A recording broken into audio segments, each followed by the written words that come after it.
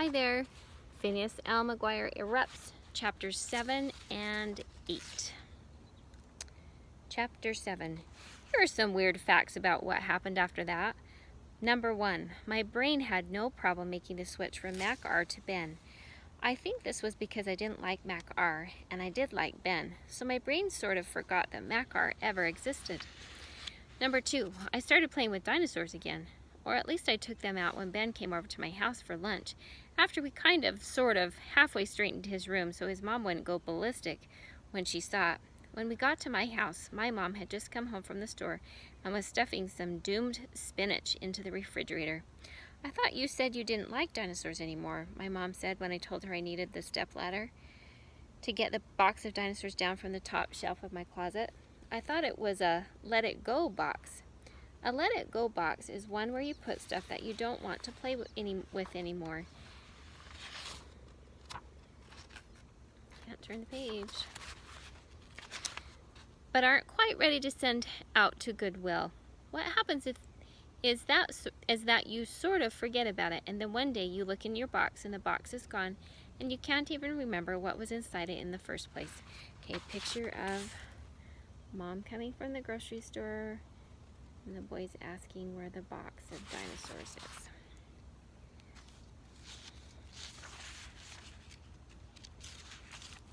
I guess I'm not ready to let it go yet, I said. I could tell this answer did not make my mom happy. She's very big into decluttering. Every few weeks, you hear her on the phone saying, "I can't believe what a mess it is in here. Time to declutter." It's the most cheerful you will ever hear my mom sound.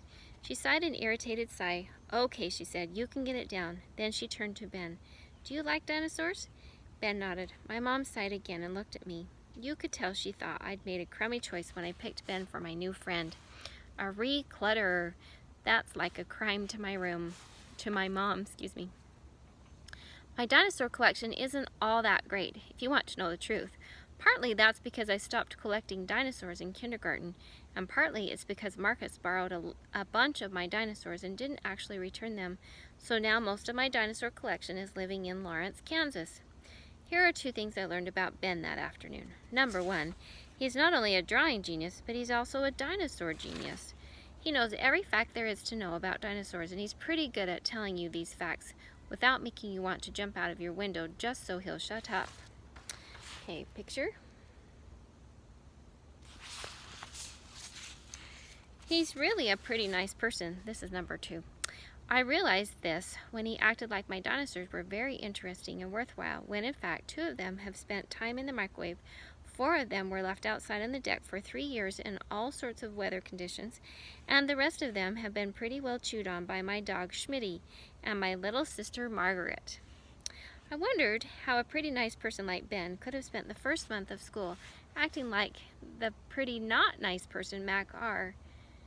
And then I wondered if other people in our class would ever give him a second chance. He had made a big mess out of the first one, you had to admit. "Are you going to tell everybody that your name is Ben?" I asked him as we were putting the dinosaurs back into the Let It Go box. "I mean, at school next week? Because they might like you if you were Ben. They still think you're MacR." Ben tossed a stegosaurus from hand to hand. "I wish MacR had never been born," he said. "Me too," I agreed. He was really irritating. Ben sighed and looked at me. "Do you ever get in an obnoxious mood, and you know you're being obnoxious, but you just can't stop?" I nodded. "I'm like that when my cousin Alan comes to visit. Separately, me and my cousin Alan are both sort of quiet and prefer scientific thinking to stuff like wrestling and chasing other people around with sticks. But if you put us in the same room, watch out. It's like a chemical reaction we have to each other. It's probably too late to make friends with anybody but you," Ben said. "I think I blew it with the rest of our class." If you're a scientist like me, you're always interested when a problem comes around, because what you learn when you study science is that you think hard enough and are willing to take risks. Almost every problem has a solution. It's just a matter of discovering what that solution is. "Don't worry," I told Ben. "I'll think of something." And you know what? About 5 minutes later, I did. Chapter 8. Picture of the Woodbrook Elementary School. I met Ben in front of the school first thing this morning. "Did you get everything done?" I asked him. Ben nodded and dropped a paper bag at my feet. We'd spent most of Saturday night and all of yesterday coming up with a plan for reintroducing Ben to the kids of Mrs. Tuttle's class. The ideas were mine, but Ben had to do most of the actual work. Of course, I had to write up our volcano plans for Mrs. Tuttle, so we were even. "I didn't make as many copies as you said," Ben told me as we walked toward the door. "My mom wouldn't let me use the copier in her office, so I had to go to the library, and the library copier sort of exploded before I got finished." I was automatically jealous. The most exciting thing I'd ever seen at the library was when this kid got his arm stuck on the outside book return, and his mom started yelling for someone to call the fire department. The head librarian finally came outside with a toilet bowl plunger and unstuck him. "Did it explode?" "Explode?" Excuse me. I asked. "Did you get burned? Did they take you to the hospital?" Ben pushed through the door, dragging his bag behind him. "Well, maybe it didn't explode exactly, but there were definitely sparks and smoke. Really bad smelling smoke." "Electrical fire," I said. "That's the worst smelling smoke, next to burning hair. My sister Margaret's hair caught on fire last year when she was blowing out her birthday candles. Talk about stinkazoid." Ben turned around and grinned. "You learned that word from me," he said. "I use that word in my comic books all the time. I'm pretty sure I made it up."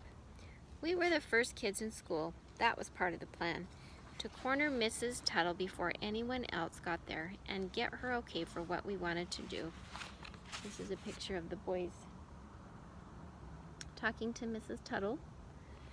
And then before that, here's a picture of the boy getting his arm stuck. Or at least maybe it was, maybe it's been in when the copier kind of exploded. Probably that. "Ben, huh?" Mrs. Tuttle said after we'd explained the situation to her. "I've been wondering why you decided to use a nickname in class, especially since your mom referred to you as Ben instead of Mac when she came to parent open house night." Mrs. Tuttle leaned back in her seat, giving Ben the big once-over. She chewed thoughtfully on the end of a purple pen she'd been using to grade papers when we walked in. "Why don't you use red ink like other teachers?" I asked her. I was starting to feel itchy about thinking about homework papers covered in purple ink. "Red is a nervous-making color for some people," Mrs. Tuttle explained. "They see a lot of red ink on their paper, it stresses them out. Purple, on the other hand, is a soothing color." "Not to me, it isn't," I said, scratching my arm. "I'm allergic to purple." Do you actually break out in hives when you come in contact with it?" Mrs. Tuttle wanted to know, sounding interested. "Practically," I told her. "It's pretty bad." "Well then, I'll use red on your paper." "You're not allergic to red, are you?" I shook my head no. Mrs. Tuttle smiled. Then she told us we were welcome to try out our plan at Share and Stare, but not to get our hopes up too high. "No offense, Ben," she said, "but it can be hard to undo first impressions." "And my first impression was a pretty bad one," Ben admitted, slumping back against the chalkboard. "My second and third ones, too." Mrs. Tuttle handed Ben a red rubber frog from her desk drawer. "Why don't you hold on to Felix today? He'll put the spring back into your step." Share and Stare was right after math. Mrs. Tuttle does math first thing every morning because she says it pumps up the brains of all the math people in the class and gets it out of the way for the no math people. I personally am a math person, so I started Share and Stare in high-octane Big Mac attack mode. Usually, I'm the sort of person who stays halfway in his shell, more observing than making a lot of noise about everything. Picture of the frog he's holding.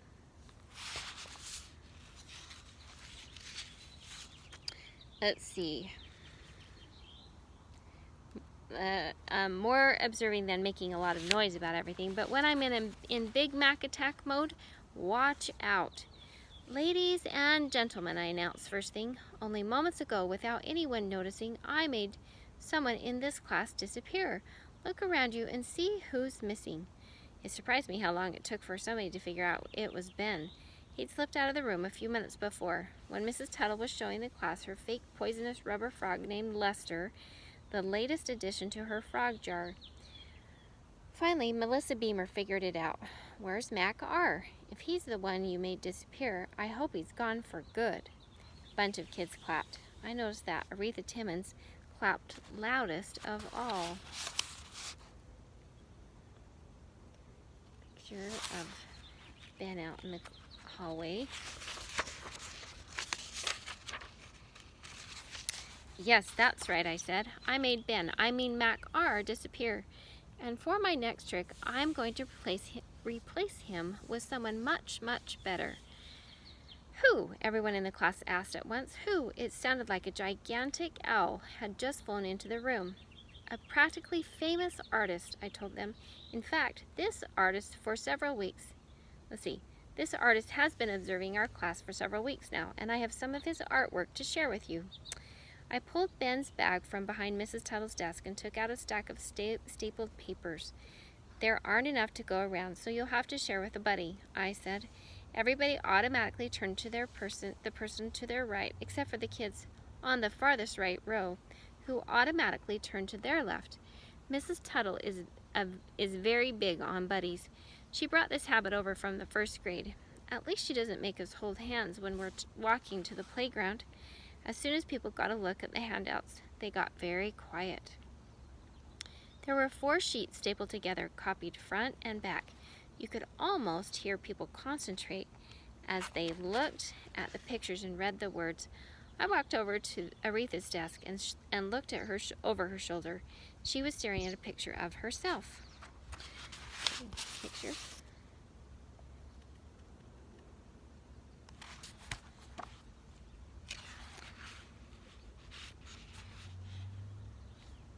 Who did this? She asked. Who drew this picture? It looks just like me, or what I'd look like if I lived in a comic book.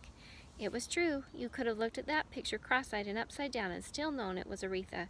All around us, people started talking. They were saying, "Did you see the picture of me?" They told one another their superhero names, which were written under their pictures. Ben had done a comic book of our class. That was my great idea, because everybody loves to see pictures of themselves, and everybody likes people who can draw. It's practically a rule that if you can draw, people will want to be your friend. In 3rd grade, there was this girl in my class named Emily Porter who could draw great pictures of horses.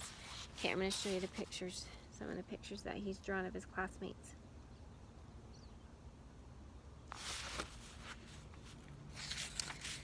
Everybody was always asking Emily Porter to draw them a horse.